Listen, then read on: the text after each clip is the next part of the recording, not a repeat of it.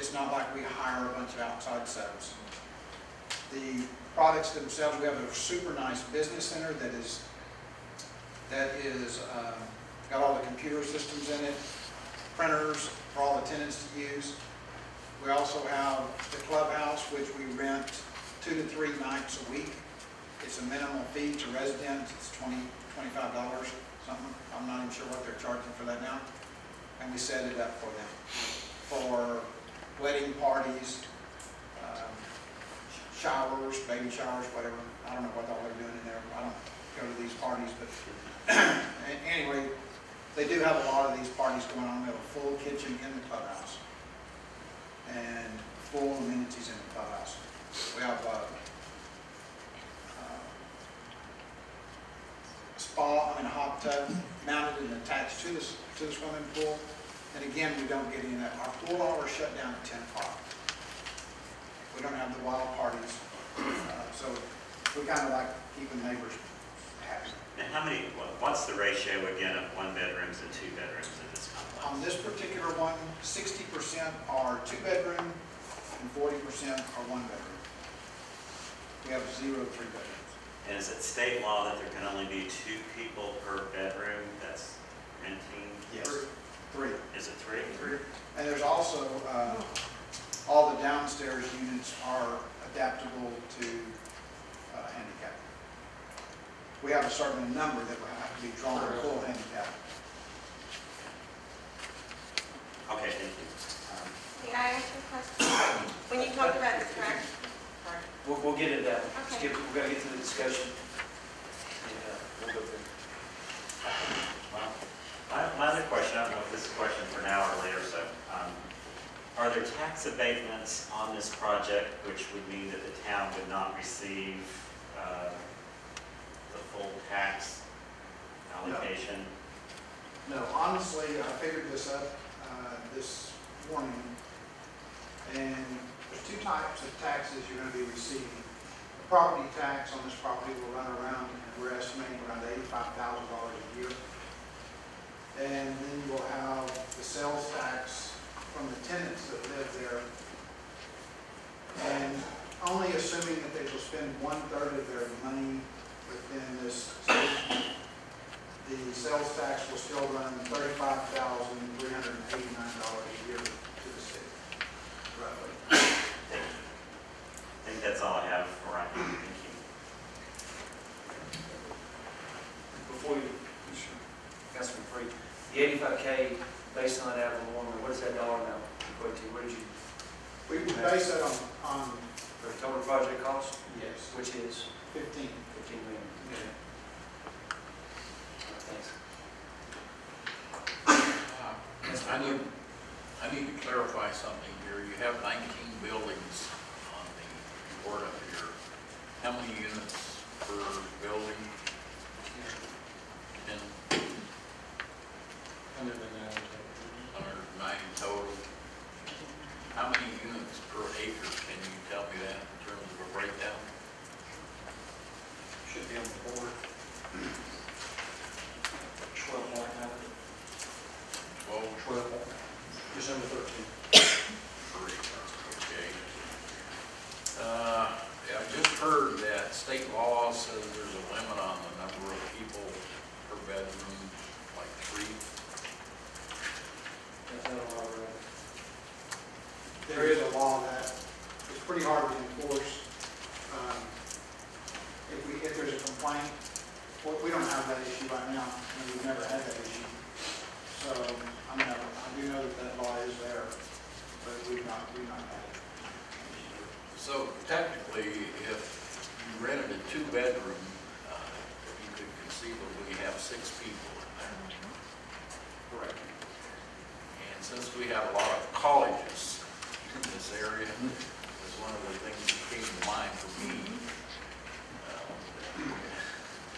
Well, here's on our contract with every tenant holder, it has to list every person that's staying in that unit. If by chance they don't, they're in breach of contract and they can be evicted. So if it says that there's 2 staying in there, there's 4 staying in there, it sounds like by law, there could be 6 in there. But by our contract, which we've made a little more strict than the regular contract, we can control every person that is, they have to register everyone there. And the reason we do that is a couple of reasons. We run background checks on every person that goes in there. We run financials on every person that goes in there. Whether it be a spouse or whether it be a boyfriend or a girlfriend. They're all checked out. Okay, square footage, 1 bedroom, 2 bedroom. I'd like to give this to you. It's our application requirements. Regarding square footage, No, that's, I understand that. My question was, square footage for the 1 bedroom and 2 bedroom. The square footage ranges from about 760 up to 1,400 feet. 760 in the 1 bedroom, up to 1,400, 2 bedroom.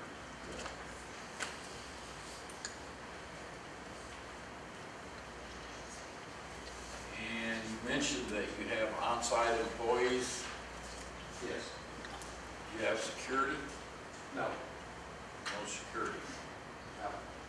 So if something does occur, you have to be like every other citizen, let's call 911.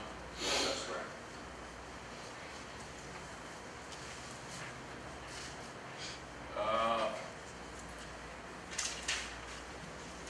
Another question, and I don't know if you have an answer for this, but I'm kind of curious.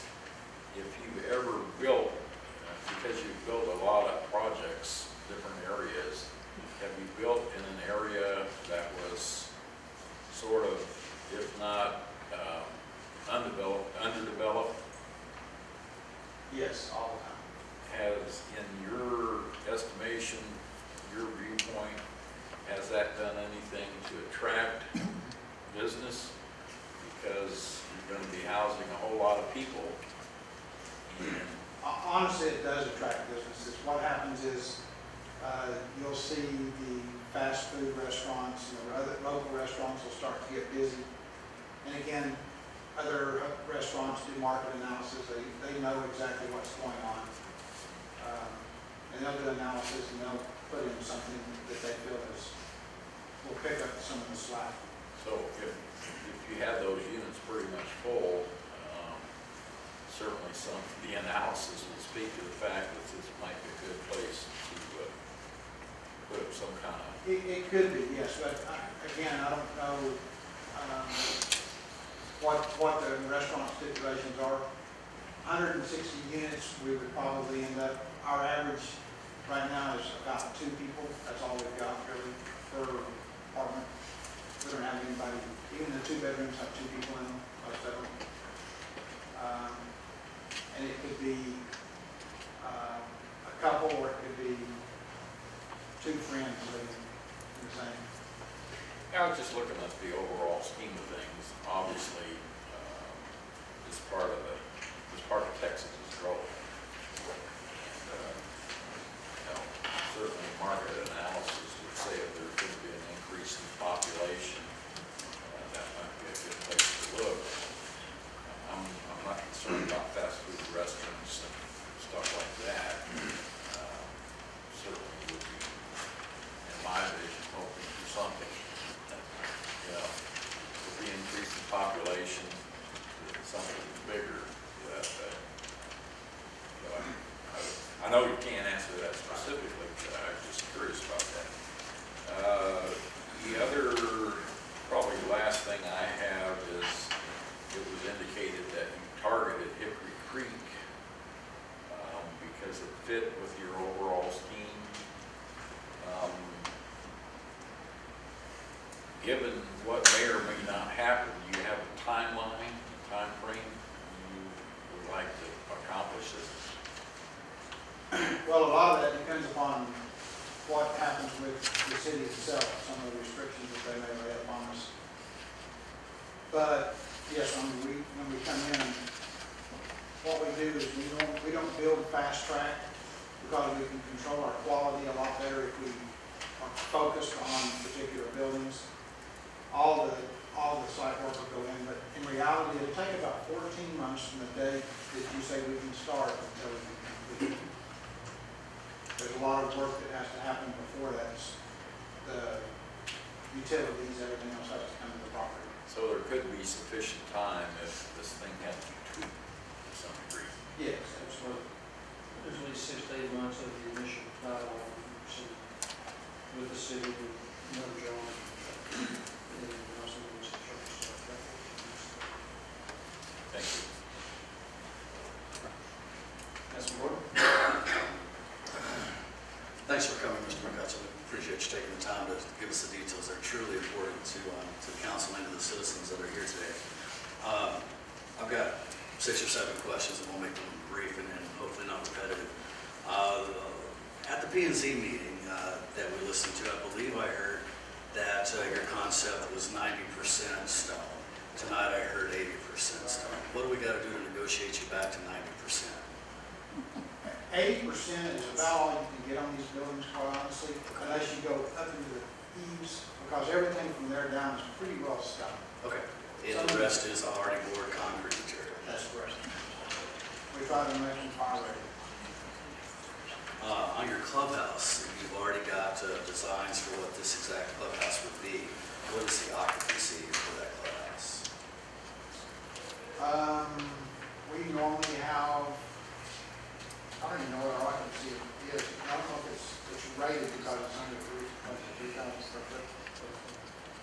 We need to turn that 30 people. Okay, so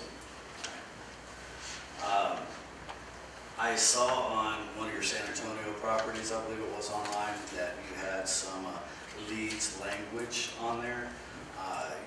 Is there any way you could present a plan to P&Z in the future, if approved tonight, that this would be at least a minimum silver lead property?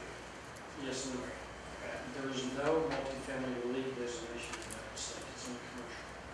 There's a green initiative in the state of Texas, which we provide green checklists for developers that have lead components in there. There's not really a lead certified multifamily designation.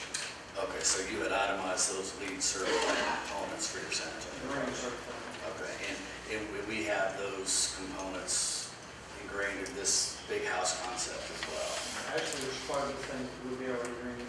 Could you itemize a few of those if you don't mind? Because that's something that we'd like to get into in the future. We recently built an animal shelter with some leads principles, and I understand it's incredibly expensive to do with leads.